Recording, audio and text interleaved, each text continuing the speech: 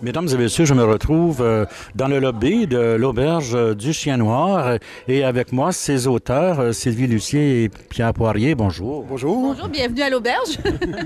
Merci beaucoup. Avez-vous des chambres à louer encore aujourd'hui? Je pense qu'on est complet On est aujourd'hui. complet aujourd'hui, oui. On est complet. C'est une auberge très populaire, Oui. dans tous les sens du terme. Tout à fait. Dites-moi, vous avez commencé à écrire il y a une dizaine d'années, j'imagine, la Bible de ce téléroman et vous allez entreprendre la 9e saison l'automne prochain. Vous en avez de l'inspiration?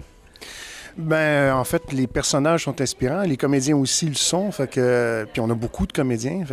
Alors oui, effectivement, quand on commence à penser à ça, ça prend d'inspiration, mais on est chanceux, on en reçoit beaucoup. Et il y a des intrigues, comme vous dites, de nombreux comédiens, ça donne cours à beaucoup d'intrigues. Bien, tout à fait. L'univers est très complexe. C'est sûr que la famille Trudeau, là, l'univers de l'auberge au départ, mais il y a plein d'univers satellites connexes. Il y a la maison de production de télé, maintenant, depuis quelques années, qui est très drôle, le bureau de courtage, le restaurant, le journal de quartier.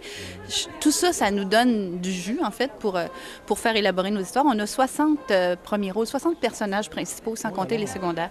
C'est une grosse galerie de personnages, mais c'est ça, les idées sont infinies. Le Cirque du Soleil veut nous engager comme jongleurs bientôt. Oui, jongler avec tout ça. En tout cas, il y a des idées quand vous jonglez qui ressortent et qui sont lumineuses, comme le personnage du percepteur d'impôts, là. Ça, c'est formidable. Qui se promène d'un commerce à l'autre. Vous trouvez ça drôle, les percepteurs d'impôts, vous? Ben, moi, je trouve ça drôle dans les circonstances. Quand c'est les autres qui sont victimes de leur colère.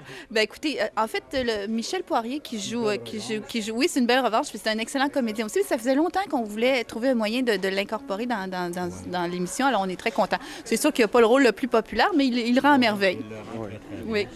Qu'est-ce qu'on va... Là, vous faites aussi de la chanson. Il y a Gary Boudreau et Evelyne Gélina qui chantent pour vous. Vous avez fait les Westerners. Vous avez comme de multiples talents. Oui, on a de multiples talents, effectivement, mais quand on faisait... Pas trop d'humilité. Aucune humilité. Quand on faisait Bête pas bête, on faisait des parodies de chansons et on écrivait des paroles sur des musiques connues. Sauf que les Westerners, ce qu'on a fait, finalement, on a créé un groupe. On écrit les paroles, Sylvie et moi. Scott Price fait la musique. Et ensuite, Gary et Evelyne les interprètent. Mais on a des musiciens incroyables. Là, sur les Westerners, c'est les musiciens de Céline Dion et c'est sérieux. Là. Fait que quand on a fait le disque, entre autres, Scott a travaillé super fort, mais le disque il est bon. On avait entendu le disque sur le chemin de Saint-Tite. Ils l'ont mis juste avant d'arriver et ça sortait dans les haut-parleurs. Je me suis dit, quel orchestre extraordinaire! Oui, mais c'est vrai, c'est sérieux. C'est les musiciens qui accompagnent Céline quand elle est ici. C'est les meilleurs musiciens au Québec. Là. Oui, parce que